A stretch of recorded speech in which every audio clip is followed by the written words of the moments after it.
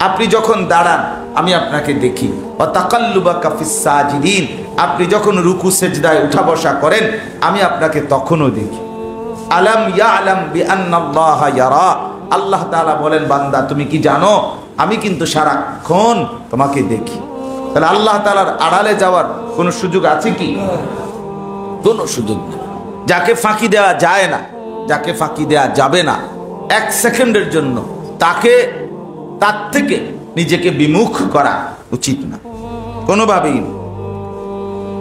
আল্লাহ তাআলা আরেক আয়াতে বলেন তুমি তোমার মুরব্বি তাকেই বানাও যে রব্বুল মাশারিক ওয়াল মাগারিব, যিনি মাশারিক মানে উদয়াচল যেদিক থেকে সূর্য ওঠে সে তারও রব, মাগারিব যেদিকে অস্তচল ডুবে সেটারও রব, অর্থাৎ পূর্বে পশ্চিমে এই কায়নাতের উভয় অংশের পূর্ণ মালিকানা যার, তাকেই কি করো মুরব্বি বানাও, তাকেই গ্রহণ করো। লা ইলাহা ইল্লাল্লাহ, যিনি, তাকে তুমি তোমার উকিল বানাও। বান্দা যখন এই বিষয়গুলো মনে রাখবে যে আল্লাহ তাআলা সব শুনেন, আল্লাহ তাআলা সব দেখেন, আল্লাহ তাআলা সব জানেন, আল্লাহ তাআলার কাছে এক জাররা পরিমাণ কোনো বিষয় গোপন নয়, আসমানের কোনো বিষয় তার কাছে গোপন নয়, জমিনেরও কোনো বিষয় তার কাছে গোপন নয়। আল্লাহ তাআলা আমার গোপনে কি আছে সেটিও তিনি জানেন, 40 বছর পর আমার হৃদয়ে কি আসবে সেটিও তিনি জানেন, আমার চোখের খেয়ানত তিনি জানেন, আমার চোখের ইশারা তিনি জানেন, আমার কলিজায় কি কি গোপন আছে সেটিও তিনি জানেন। আল্লাহ তাআলা সকল কিছুকে বেষ্টন করে আছেন, ইলমের দিক থেকে বেষ্টন করে আছেন, কুদরতের দিক থেকে বেষ্টন করে আছেন।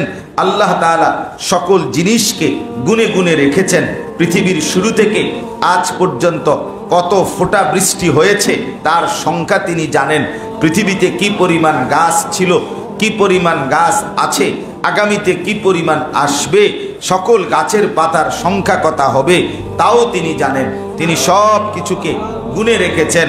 পৃথিবীতে কি পরিমাণ কীট পতঙ্গ ও প্রাণী বিদ্যমান এর হিসাব তিনি জানেন, কি পরিমাণ ফেরেশতা বিদ্যমান তাও তিনি জানেন, তিনি সব জানেন।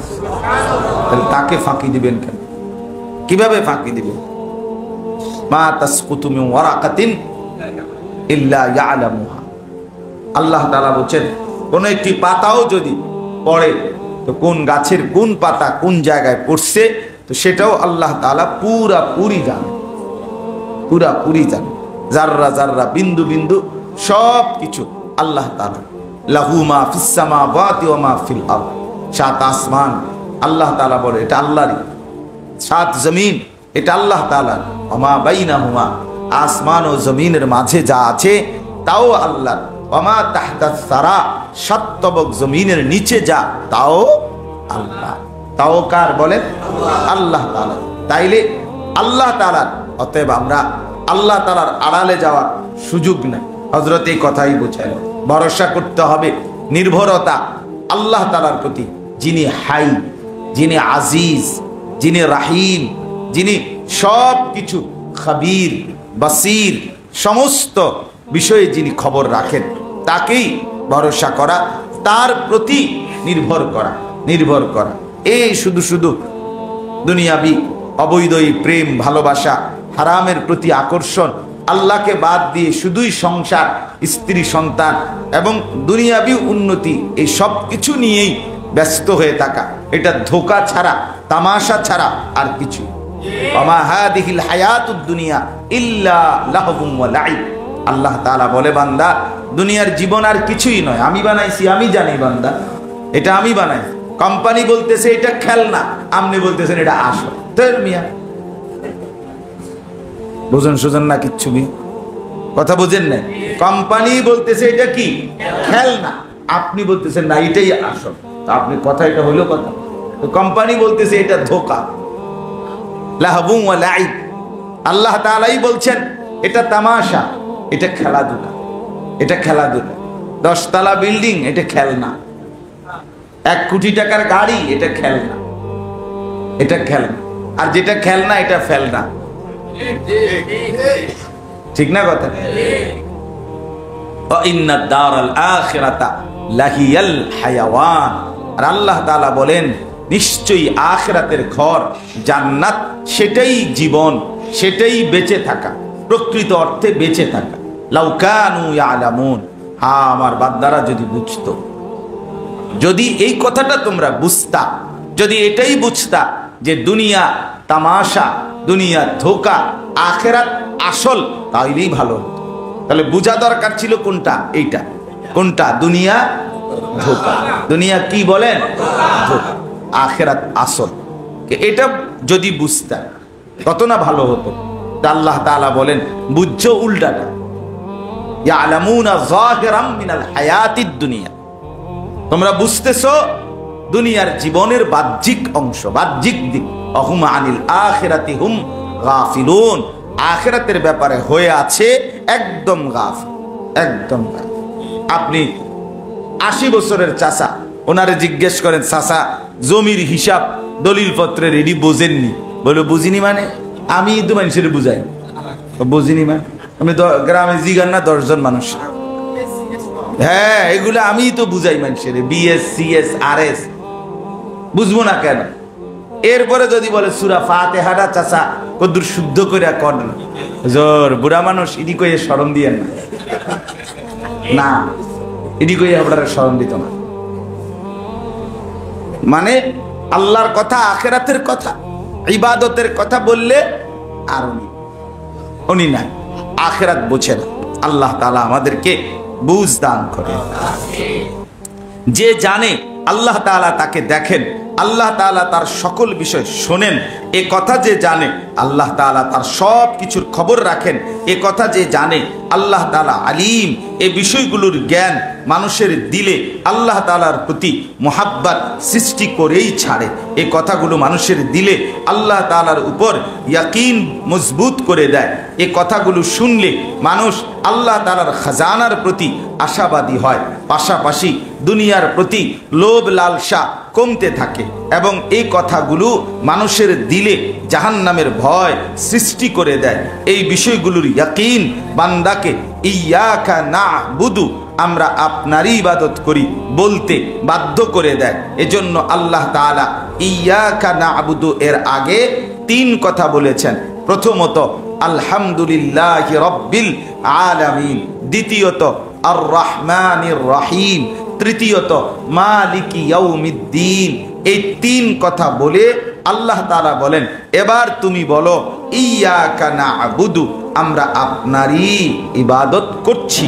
আগে বলেছেন আলহামদুলিল্লাহি রাব্বিল আলামিন, আমি তোমার রব লাগি। এরপরে বলেছেন আর রহমানির রহিম, আমি পরম করুণাময় অসীম দয়ালু, শুধু আমার রহমতের ভিত্তিতে আমি তোমাকে সব কিছু দেনেওয়ালা। এরপরে বলেন মালিক ইয়াউমিদ্দিন, আর হাসরের ময়দানে আমি তোমার সব কিছুর বিচার করে নেওয়ালা, আমি পুরস্কার আর শাস্তি দেনেওয়ালা। অতএব এই 3 জিনিসের ভিত্তিতে ইয়াকা না'বুদু, তুমি এবার আমার সামনে দাঁড়িয়ে দুহাত বেঁধে বলো ইয়াকা না'বুদু। 3 জিনিসের ভিত্তিতে আমি আপনারই ইবাদত করছি। আপনি আমার রব, আপনি আমাকে সব কিছু দেনেওয়ালা, আপনি আমার বিচার করে নেওয়ালা। তার মানে আমাদের দিলের মধ্যে আল্লাহ তাআলা ইবাদতের স্বীকারোক্তি দেওয়ার আগে এই 3 জিনিস তৈরি করার কথা বলেছেন। আলহামদুলিল্লাহি রাব্বিল আলামিন, সমস্ত কায়নাতের মালিক। এই কথা যখন আল্লাহর ব্যাপারে আমরা শুনবো তো আল্লাহ তাআলার প্রতি আমাদের মহব্বত বাড়বে, বাড়বে কিনা আসবে যে হায় তাইলে তো তার কাছেই যাওয়া, সব তার কাছে, তো আমি অন্যের কাছে ঘুরবো কেন? বাইতুল্লাহর মুসাফির আমাদের আদিব সাহেব হুজুরের বইতে আছে যে খলিফা হারুনুর রশিদ একজন বিখ্যাত খলিফা ছিলেন। তো উনি হজ্জের মৌসুমে প্রতি বছর হজ্জের সময় উনি মানুষদেরকে খুব দান করতেন। তো একবার দূর থেকে একজন গরিব লোক তার সন্তানকে নিয়ে হজ্জের মৌসুমে আল্লাহর ঘরের কাছে আসছে। খলিফা হারুনুর রশিদ ওই সময় খুব দান করে, এই কথা শুনে খলিফা হারুনুর রশিদ থেকে কিছু দান পাবে এই আশা। তো আয়েশা লোকজনকে জিজ্ঞেস করছে যে হারুনুর রশিদ খলিফা কোথায়? তো লোকেরা দেখায় দিছে ওই যে কাবার গিলাফ ধরে একজন লোক কাঁদতেছে, দোয়া করতেছে, দেখো দাঁড়ায় আছে, ইনি হারুনুর রশিদ, যাও তুমি তার পিছনে যাও। তো সে খলিফা হারুনুর রশিদের পেছনে গিয়ে দাঁড়াইছেন।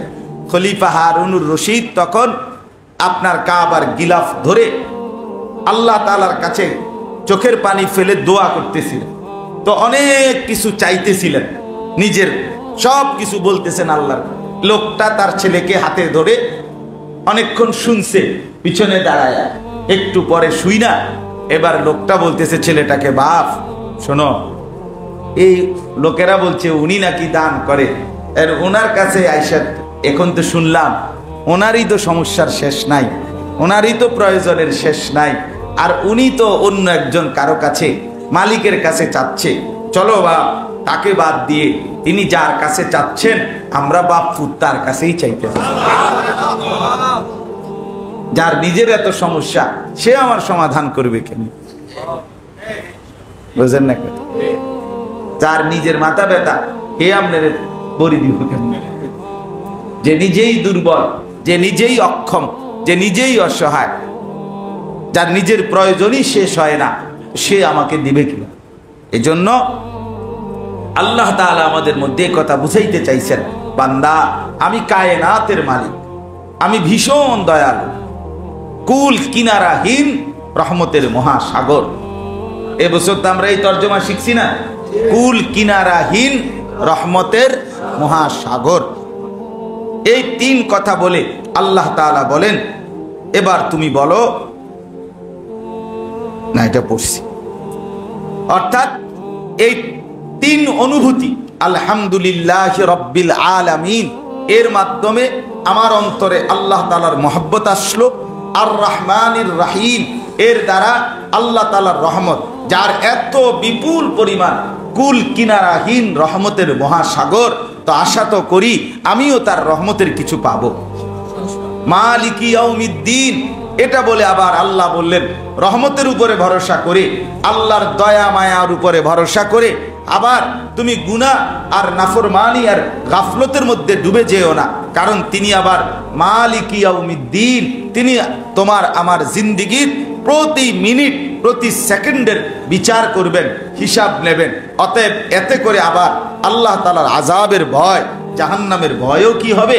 তৈরি হবে। তো এই তিন অনুভূতি যখন হলো, এক নম্বর আল্লাহ তাআলার মহব্বত, আল্লাহ তাআলার রহমতের আশা, আল্লাহ তাআলার আযাবের ভয়, এটা যখন আসলো দিলে, এবার বান্দা বলল ইয়াকা না'বুদু, সব যেহেতু আপনার কাছে, দয়ার সাগর যেহেতু আপনি, বিচারও করবেন আপনি, অতএব মাওলা এ কথাই বলছি আমি আপনার ইবাদতই করব, আপনাকে ছেড়ে কোথাও যাব।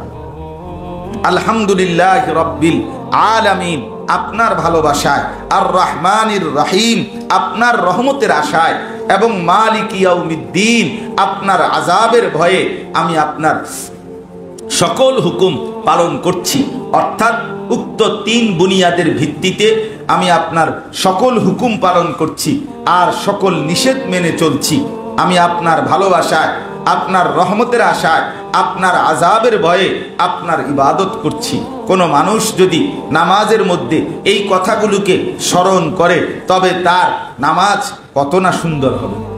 কোন কথাগুলো বলেন তো? আমি আল্লাহ তাআলার মহাব্বতে নামাজ পড়ছি, আল্লাহ তাআলার রহমতের আশায় পড়ছি, আল্লাহ তাআলার আযাবের ভয়ে। আসলেই বাস্তবতা এই তিন জিনিস যদি দিলে বারবার আনা যায়, তাইলে আর লাগেটা কি, আর থাকলোটা কি? সবই তো চলে আসে, সবই চলে আসে। এ কথা বলার আগে সে যদি ভাবতে থাকে আমি কেন দাঁড়িয়েছি, তখন এ নামাজ হবে তার মেরাজ। এ নামাজে সে যখন সেজদায় যাবে, তখন তার মনে হবে রব্বে করিমের কুদরতি পায়ে সে সেজদা করছে।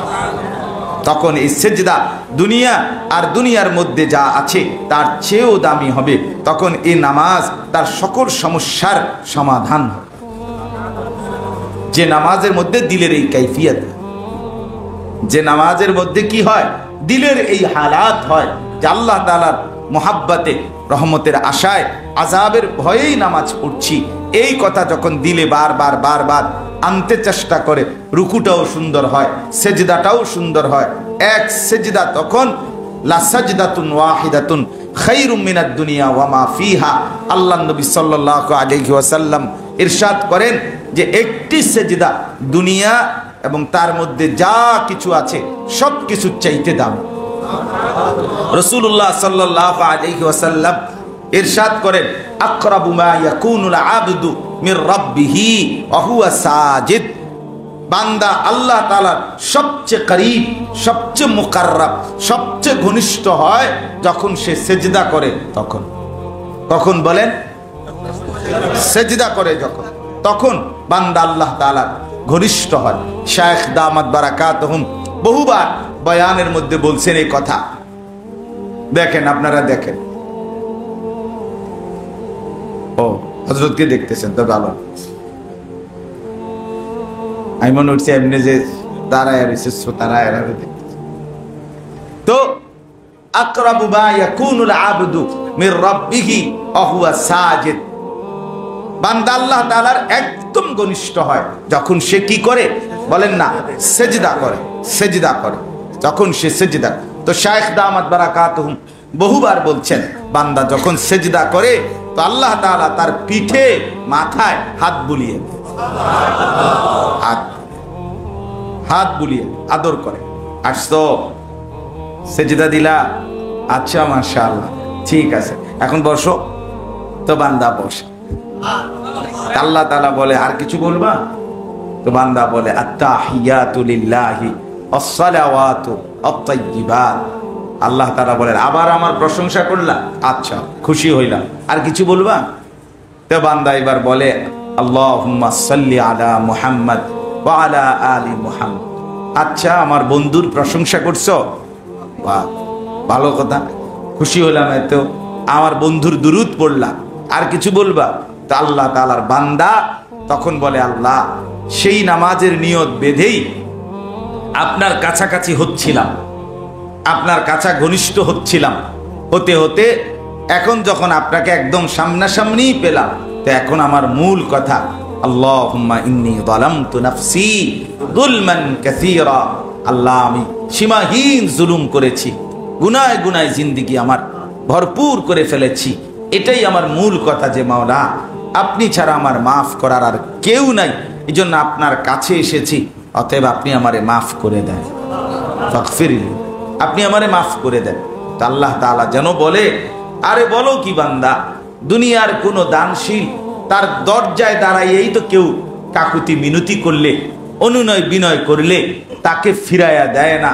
আর আমার মতো মহান মালিক আমার এতটা কাছে এনে যাকে আমি হাত বুলাইলাম, যার কথা আমি সামনে থেকে বসে শুনলাম, তাকে আমি মাফ না করে ফিরাইয়া দেব, এটা কি হয়? যাও এটা মাফ। এই জন্য বান্দা ডানে বামে সালাম ফিরাইয়েই তাড়াতাড়ি বলে আল্লাহু আকবার, যে শুনছেন মাফ করে দিছি তো আমারে, আর কি কহনা দিছে তো মাফ করে দিছে, সে খুশি হয়ে যায়।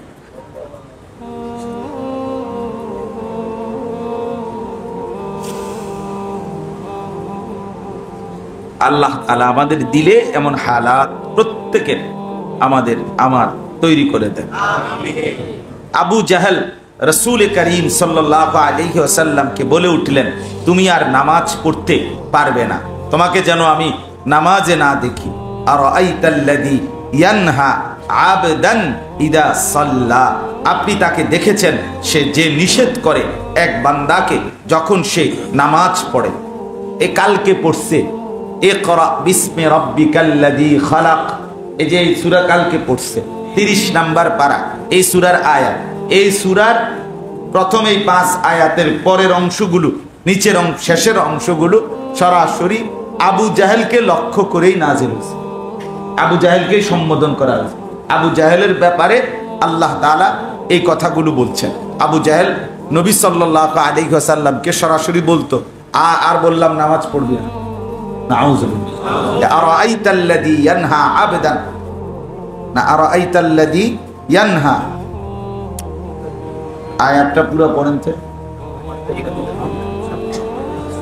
আবেদান ইদা সাল্লা, হ্যাঁ এই আপনি তাকে দেখেছেন সে যে নিষেধ করে এক বান্দাকে যখন সে নামাজ পড়ে।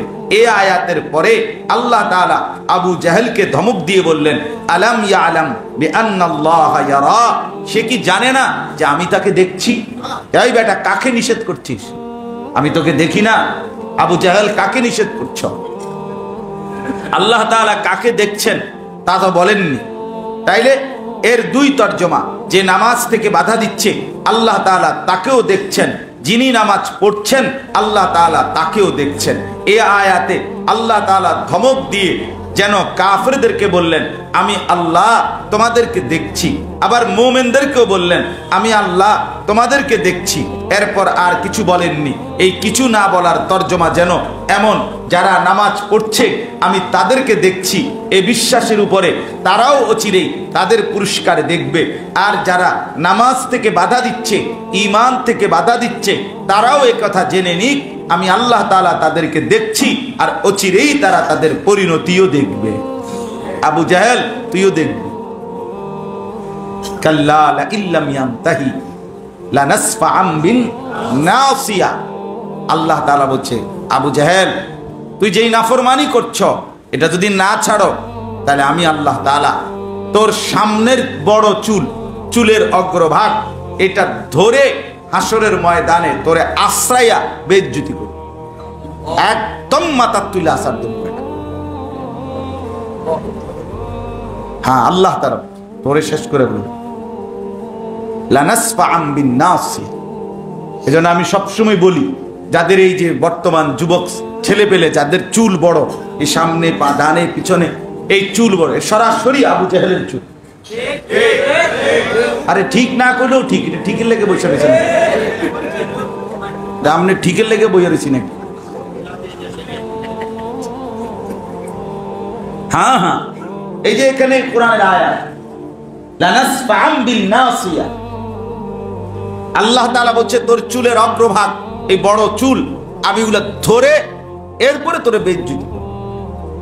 এই জন্য এখানেও যত যুবক ভাই আছে হিম্মত করবেন, নিয়ত করেন যে ইনশাআল্লাহ এই লম্বা এই বিশ্রী চুল ডানে বামে সামনে এগুলো যে বড় চুল, বর্তমান এই সেলুন কাটিং ফ্যাশনেবল যেই চুল, এগুলো দাজ্জালের চুল, দাজ্জালের। আল্লাহ নবী সাল্লাল্লাহু আলাইহি ওয়াসাল্লাম দাজ্জালের পরিচয় বলতে গিয়ে সরাসরি বলছেন, ইন্নাহু শাবুন, দাজ্জাল যুবক হবে। কাতাতুন, এই দ্বিতীয় পরিচয়ই বলছে তার চুল হবে এবড়ো থেবড়ো এলোমেলো। কাতাত এই শব্দ, আমি ওয়ারাইহি হাবাক, হাবাক তাক তাকওয়ালা, সিথি একদম কাটা কাটাওয়ালা, বিভিন্ন মডেল। এই জন্য এই বড় চুল এগুলো দাজ্জালের চুল, এই বড় চুল আবু জাহেলের চুল, কাফেরের চুল। 3 নাম্বার হলো জাহান্নামীদের চুল। কোরআনুল কারীমের মধ্যে আছে, আল্লাহ তাআলাকে ফেরেশতারা বলবে, আল্লাহ নাফরমান বান্দাকে চিনব কিভাবে হাসরের মাঠে? তো আল্লাহ তাআলা বলেন, তোমরা যাও, ইউরাফুল মুজরিমুনা বিসীমাহুম, আমি আল্লাহ তাআলা প্রত্যেক পাপীর চেহারার মধ্যেই তার গুনাহ আর নাফরমানির চিহ্ন তুলে দেব। একবারে কম্পিউটার স্ক্রিনের মতো এটা ফোকাস হবে, দেখবা তুমি। তো ফেরেশতারা দেখবে, আর লাইনে গিয়া যত নাফরমান গুনাহের চিহ্ন যাদের চেহারায় ভাসবে, ফায়ু উখাদু বিন নাওয়াসি ওয়াল আকদাম, ফেরেশতারা তখন তাদের চুলের অগ্রভাগ এই বড় চুল এবং 2 ঠ্যাং 2 পাও এই দুইটা ধরে ছাগলের বাচ্চা যেমনি আলগি দেয় এমনি মাথার চুল ধইরা আর 2 পাও ধইরা আলগি দিয়া ঠাক করে মারবে।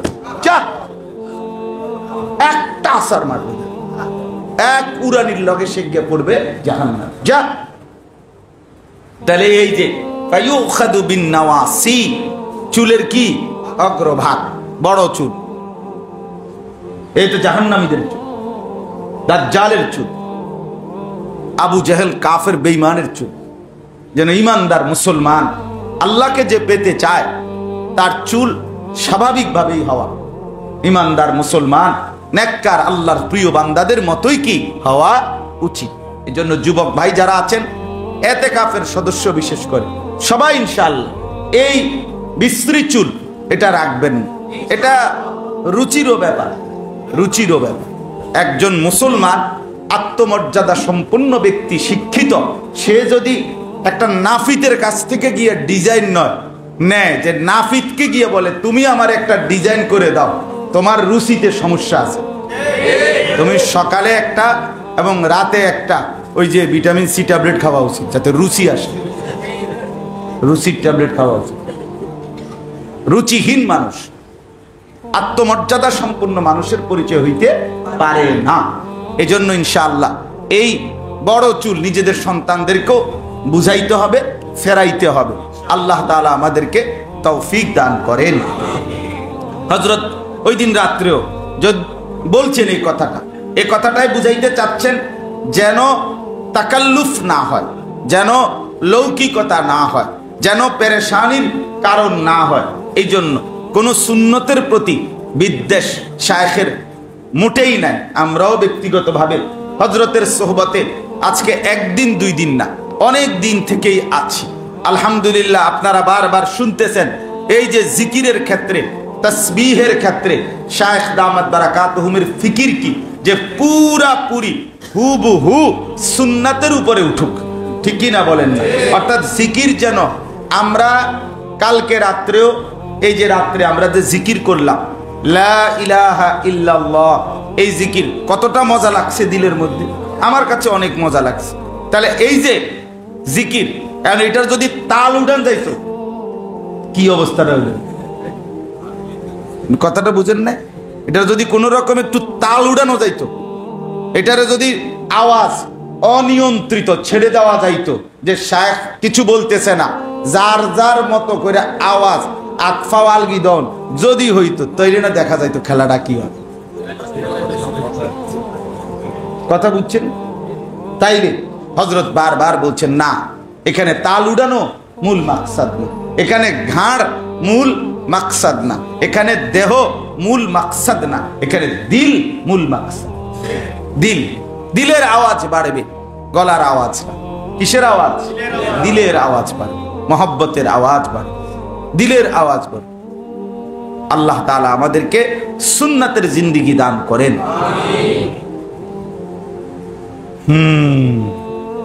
এই আয়াতের মুরাকাবা, অর্থাৎ এই আয়াতে কারিমা নিয়ে ভাবা উচিত। এটি হলো ইহসান, ইবাদতে একাগ্রতা হাসিল করা এর খুলাসা। এটি হলো তাসাউফের খুলাসা, এটি হলো মারিফাতের খুলাসা। ওই যে কথাইটা, আলাম ইয়ালাম বিআন্নাল্লাহা ইয়ারাহ, সে কি জানে না আমি তাকে দেখছি? এটা যদি কেউ দিল দিয়া ভাবে, একটু পর পর যখনই নারীর দিকে তাকাইতে মন চাইবে, তো মনে মনে একবার এই কথাটা ভাববেন, আলাম ইয়ালাম বিআন্নাল্লাহা ইয়ারাহ। আল্লাহ বলছে, বান্দা তুমি কি জানো না আমি তোমাকে দেখছি? আমি না তোমাকে দেখছি? কেমনে মোবাইলে ছবি দেখতেছো? আমি তো দেখতেছি। কেমনে ভিন নারী দেখছো বান্দা? আমি তো আছি, তোমাকে দেখছি বান্দা। রাত গভীরে দুনিয়া ঘুমায় গেছে, আমি তো আছি। আল্লাহ আছেন কি না বলেন? আমার জিন্দেগির সকল ইবাদতের বুনিয়াদ যেন এ কথার উপরে হয় যে নিশ্চয়ই আল্লাহ তাআলা আমাকে দেখেন। এজন্য জিবরাইল রাসূল সাল্লাল্লাহু আলাইহি ওয়াসাল্লামকে যখন জিজ্ঞেস করলেন ইহসান কি জিনিস, তখন রাসূল সাল্লাল্লাহু আলাইহি ওয়াসাল্লাম বললেন, তুমি এমন ভাবে আল্লাহ তাআলার ইবাদত করো যেন তুমি আল্লাহ তাআলাকে দেখছো। তিনি কিন্তু আমার পক্ষে আল্লাহ তাআলাকে দেখা সম্ভব নয়, কারণ এটা নবীদের শান মর্যাদা। আল্লাহ তাআলার রাসূল দ্বিতীয় কথা বললেন, যদি তুমি আল্লাহ তাআলাকে নাও দেখো, অন্তত এতটুকু জেনে রাখো নিশ্চয়ই তিনি তোমাকে দেখেন। হয় তুমি আল্লাহকে দেখছো, এরকম হালাতে পৌঁছার চেষ্টা করো, আর নয়তো কম পক্ষে হৃদয়ে এটুকু যেন থাকে যে আল্লাহ আমাকে হর হামেশা প্রতিনিয়ত দেখছেন, প্রতিনিয়ত দেখছেন। এখানে তৃতীয় কোনো অপশন বিষয় নাই। আমার নামাজ তো দুই বুনিয়াদের ভিত্তিতে হবে। প্রথম বুনিয়াদ হবে যেন আমি তাকে দেখছি। দ্বিতীয়, এটি যদি সম্ভব না হয় তবে দ্বিতীয় বুনিয়াদ হবে নিশ্চয়ই তিনি আমাকে দেখছেন। আমিও দেখি না, তিনিও দেখে না, আমি এমনি আসি দাঁড়াইয়া, এটা কি কোনো কিছু হইল? বলেন না কেন? খবরও নাই, আমাদের সবার হালাত গাফেল। আমরা আগের রাকাতে কি পড়ছে আমাদের তাও মনে নাই। 30 বছর ধরে ইমাম সাহেবের কেরাত শুনতেছি, 30 বছর ধরে একবারও মনে জাগলো না যে হায় ইমাম সাহেব পড়লে এত শুদ্ধ হচ্ছে, আমার পড়া এত অশুদ্ধ, এটাকে আমার ঠিক করা উচিত না। এটুকু 30 বছরেও দিলের মধ্যে আসলো না। আপনি আসলে কি দা এই কথার ইয়াকিন যদি কেউ দিলে বসায়, তবে স্বয়ংক্রিয়ভাবে তার থেকে জীবনে আর কোনো নেকি ছুটবে না, আর তার দ্বারা কোনো গুনাহ হবে না। কোনটা? এই হালাত যদি আল্লাহ আমাকে দেখছেন, কমপক্ষে এতটুকুর নিচে নামার কোনো সুযোগ নাই, তাহলে মোমেন একদম গাফেল হয়ে যাওয়ার কোনো সুযোগ নাই। আল্লাহ তাআলা কোরআনুল কারীমে আরেক জায়গায় বলেন, তুমি আল্লাহ তাআলাকে ভয় করো যেন তিনি তোমাকে দেখেন, এই কথাটির কারণেই তাকে ভয় করো। আচ্ছা, আমি আল্লাহ তাআলাকে কেন ভয় করব? তো আল্লাহ তাআলা বলেন, আমি তোমার সব কথা শুনি, আমি তোমার সব কথা জানি, আমি তোমার সব আচরণ দেখি, আমি তোমার সব নড়াচড়া দেখি আর জানি। এই কথাগুলো ওয়াত্তাকুল্লাহ, আল্লাহ তাআলাকে ভয় করো এর ইল্লত, কারণ তোমরা আল্লাহ তাআলাকে ভয় করো এবং এ কথা জেনে নাও নিশ্চয়ই আল্লাহ তাআলা কঠিন শাস্তি দেনেওয়ালা। এই কথাগুলোকে বারবার আল্লাহ তাআলা কোরআনুল কারীমে এক এক আয়াতে এক এক সিফাতের পরে কেন উল্লেখ করেছেন? মূলত এই হুকুমের ইল্লত বয়ান করার জন্য, এই হুকুমটিকে মজবুত আর সুদৃঢ় করার জন্যই উল্লেখ করেছেন। তুমি আল্লাহ তাআলাকে ভয় করো, নিশ্চয়ই তিনি তোমার সব কথাবার্তা শোনেন। তুমি আল্লাহ তাআলাকে ভয় করো, নিশ্চয়ই তিনি তোমাকে দেখেন।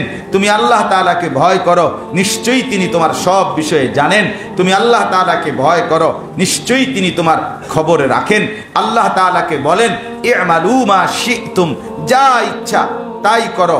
ইচ্ছে হলে নামাজ পড়ো, ইচ্ছে হলে নামাজ ছেড়ে দাও, ইচ্ছে হলে রোজা রাখো, ইচ্ছে হলে রোজা ছেড়ে দাও, ইচ্ছে হলে তেলাওয়াত করো, ইচ্ছে হলে ছবি দেখো।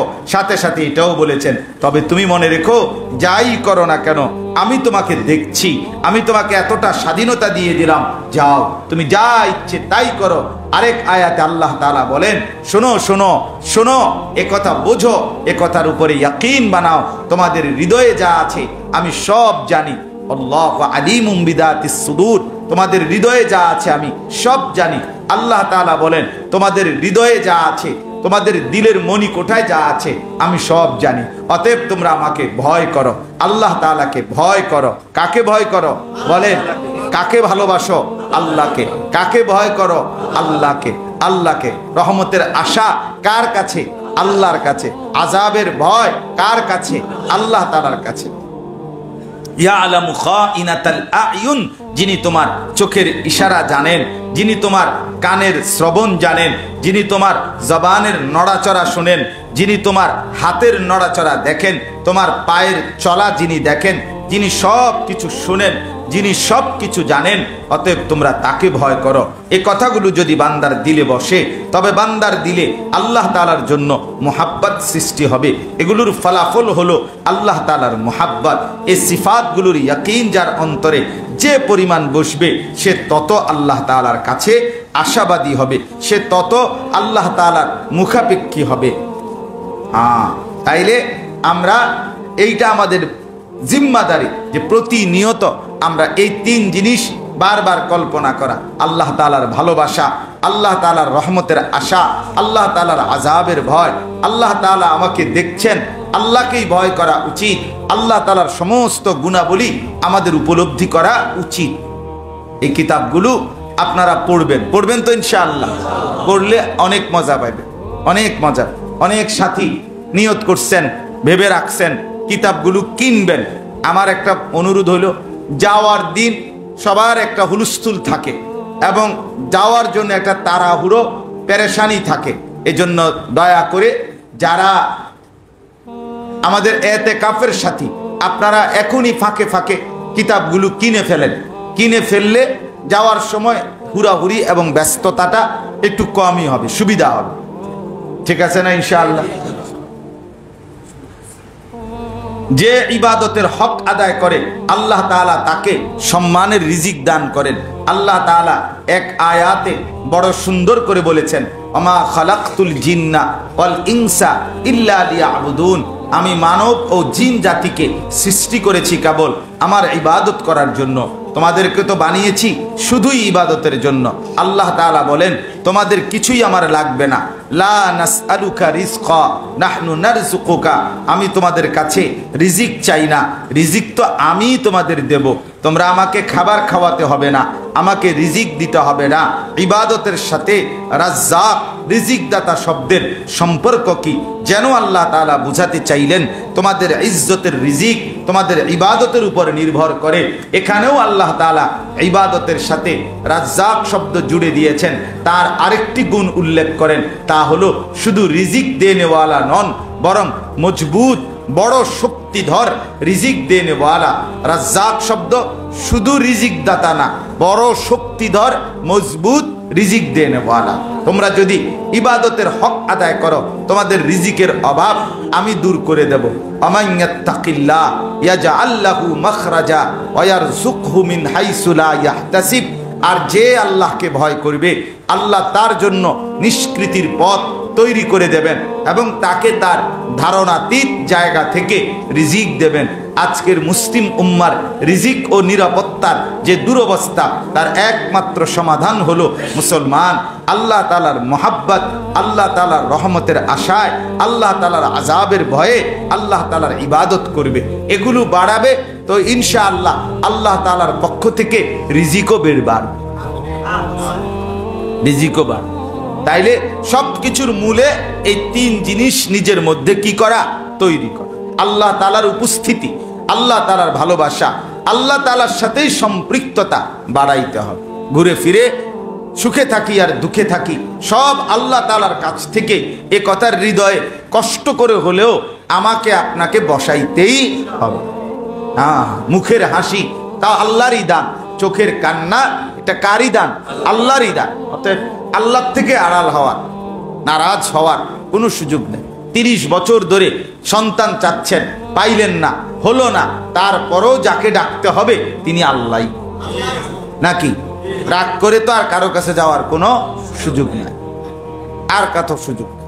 এই জন্য সর্বাবস্থা কাউকে আল্লাহ তাআলা সুখ দিচ্ছেন বেশি, কাউকে পেরেশানি দিচ্ছেন, সবই মালিকের ইচ্ছে। ইয়াবসুতুর রিজকা লিমান ইয়াশাউ ওয়া ইয়াকদির, আল্লাহ বলেন আমি যাকে ইচ্ছা তাকে রিজিক বাড়িয়ে দেই, যাকে ইচ্ছা ওয়া ইয়াকদির কমিয়ে দেই। এটা আল্লাহ তাআলার ইচ্ছা। কত উচ্চ শিক্ষিত মানুষ তার আয় অল্প, কত মূর্খ বকলম নামও দস্তখত করতে পারে না, টিপসই দিতে হয়, টিপসই দিতে হয়, নিজে আঙ্গুল নিতে পারে না, আরেকজনের দইরা দিতে হয়। হ্যাঁ, আমি এরকম মানুষও দেখছি। এবার আর আঙ্গুল এমনি দইরা তারপরে এনে এনে এনে টিপসই দেন। আরে এবারে কোনানে টিপসই দিতে এটাও বোঝে না। এ তো কোটি কোটি কোটি টাকার, কোটি কোটি টাকার ওনার অধীনে উচ্চ শিক্ষিত ব্যক্তি ওনাকেই বস বলে। জি স্যার, জি জি জি স্যার। উনি বলে যে বললাম না স্যার বলবেন না বারবার, জি স্যার বলবো না স্যার। আহা বললাম স্যার বলবেন না, জি স্যার বলবো না, তো বললাম স্যার বলবো না। মানে উনি এটাই কই বুঝাইতে পারে না যে স্যার এই শব্দটা কইও না, হের যত কয় হে এইটাই কয়। তাইলে এই জন্য আসলে এই কথাটা একেবারেই সহজ কথা, একদম সহজ কথা, যে রিজিক সম্পূর্ণ আল্লাহ তাআলার বন্টন। অফিস সামাই রিজকুকুম, আসমানে তোমাদের রিজিক, আসমানে, আসমানে মাটিতে না, আল্লাহ তাআলার পক্ষ থেকে। হযরত আমাদেরকে বললেন, শুনছেন আপনারা, যে আল্লাহ তাআলাই আমাদের জন্য, আমাদের রিজিক উৎপাদনের জন্য আসমান থেকে বৃষ্টি বর্ষণ করে থাকেন। তাহলে মূলত ফয়সালা কোথায়? আসমান।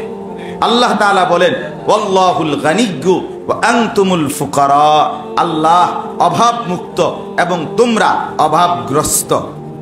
আমরা ফকির, আল্লাহ তাআলাই একমাত্র কি গানি। এই কথাগুলো আল্লাহ তাআলা আরেক জায়গায় বলেন তোমরা সবাই মুহতাজ। আপনি যদি বলেন বান্দা কিসের কিসের মুহতাজ, উত্তর হবে বান্দা কিসের মুহতাজ না, কোনটার মুহতাজ? সবটারই মুহতাজ। অস্তিত্বের প্রতি সেকেন্ডে আমরা আল্লাহ তাআলার প্রতি কি মুখাপেক্ষী। বান্দা আল্লাহ তাআলার রহমতের মুহতাজ। বান্দা এক চোখের পলক বরাবর সময়ও আল্লাহ তাআলার রহমতের বাইরে থাকতে পারে না, বরং চোখের পলকের চাইতেও সংক্ষিপ্ত কোনো সময় যদি কল্পনা করা যায়, বান্দা সে সময়টুকুও আল্লাহ তাআলার মুহতাজ। যদি তোমার ঘরে খাবার থাকে আর তুমি যদি মনে করো তুমি খাবারের বেলায় আমার মুখাপেক্ষী না, তবে মনে রেখো সে খাবার গলতকরণের বেলায়ও তুমি আমার মুহতাজ। খাবার তো আছে, কিন্তু খাবার খাওয়ার সময় এটা যে ভেতরে পৌঁছাইতে হবে, তার জন্য আমি আল্লাহ তাআলার মুখাপেক্ষী। আমার প্রতিবেশী একজন, আমাদের বাসার পাশে এক ডাক্তার, স্বামী স্ত্রী দুইজনই ডাক্তার, একটাই তাদের ছেলে ছিল।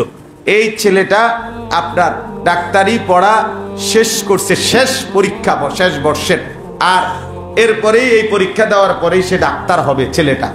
এই ছেলেটা পরীক্ষা দিতে যাওয়ার আগে বাড়ি থেকে যাবে, বাসা থেকে, পরে আপনার মা এই শেষ দিন তারে খুব আদর করে খানা খাওয়াইতেছিলেন।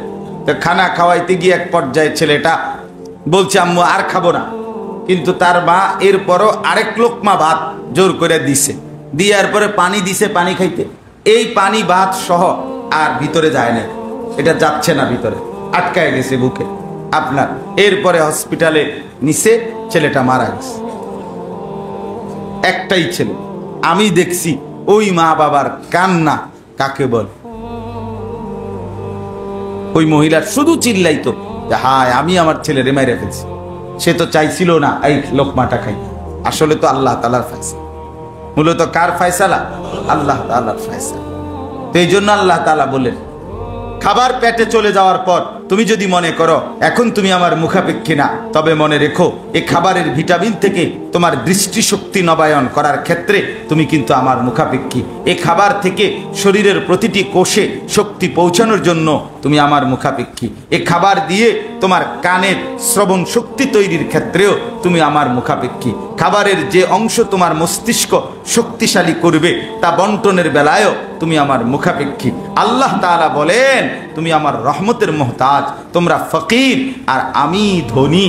আল্লাহু হুয়াল গানিয়্যুল হামিদ। আল্লাহ তাআলা ধনী, আল্লাহ তাআলা প্রশংসিত। যদি সময় থাকতো তবে এক এক শব্দ নিয়ে আলোচনা করতাম। হযরত বল আর কি কইতো, আর বাংলা কইতো, কি মনে করে আর কিভাবে বলতো বাংলায়? বাংলাই তো বলছি, তাহলে তো বুঝারই কথা, তাহলে বুঝার কথা না, আমরা বাংলাই যেহেতু বলছে তাহলে তো বুঝারই কথা। এটাই বললেন যদি সময় থাকতো তবে এক এক শব্দ নিয়ে আলোচনা করতাম। অর্থাৎ গানি শব্দের ব্যাখ্যা, হামিদ শব্দের ব্যাখ্যা, এভাবে প্রত্যেক শব্দে শব্দে আরো ব্যাপক। তার মানে এতটা আবেগ দিয়ে হযরত বলার পরও তার মনের অভিব্যক্তি এই ছিল তখন যে হায় আরো যদি বলা যেত। মালিকের প্রশংসায় আল্লাহ তাআলার পরিচয় তুলে ধরতে গিয়ে, আল্লাহ তাআলার এক এক সিফাতের পরিচয় তুলতে গিয়ে আরো যদি বলতে পারে কত না মজা হইত। আল্লাহ তাআলা আমাদের শায়েখকে আরো বলার তৌফিক দান করেন। কোরআনুল কারীমের এই শব্দগুলো মানুষের অন্তরে আল্লাহ তাআলার গোলামির মেজাজ সৃষ্টি করে, আল্লাহ তাআলার ইবাদতের জজবা সৃষ্টি করে। মানুষ যখন নিজেকে মুহতাজ দেখে না তখন সে অহংকার করে। মানুষ যখন দেখে তার কিছু মাল আছে, তার কিছু ক্ষমতা আছে, তখনই সে আল্লাহ তাআলার নাফরমানি করে। এজন্য আল্লাহ তাআলা বলেন আল্লাহুস সামাদ, আল্লাহ অমুখাপেক্ষী, আল্লাহ কারো মুহতাজ না। কিন্তু বান্দা শুধুই মুহতাজ। আল্লাহ তাআলা কোনো ব্যাপারে বান্দার মুহতাজ না, কিন্তু বান্দা আল্লাহ তাআলার মুহতাজ।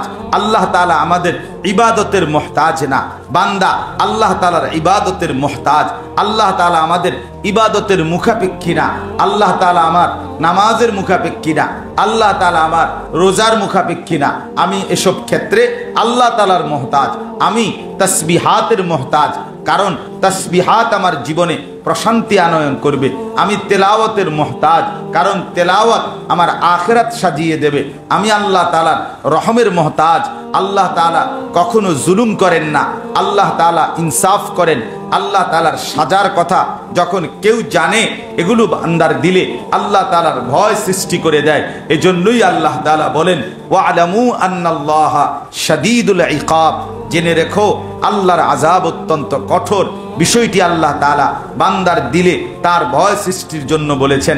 আল্লাহ তাআলা কোন সিফাতে বলেন আল্লাহ তাআলার ভয় সৃষ্টির জন্য, আল্লাহ তাআলা কোন সিফাত বলেন তার মোহাব্বত সৃষ্টির জন্য, তিনি কোন সিফাত বলেন তার রহমতের আশা সৃষ্টির জন্য, আর আল্লাহ তাআলা কোন সিফাত বলেন তার জাহান্নামের ভয় সৃষ্টির জন্য।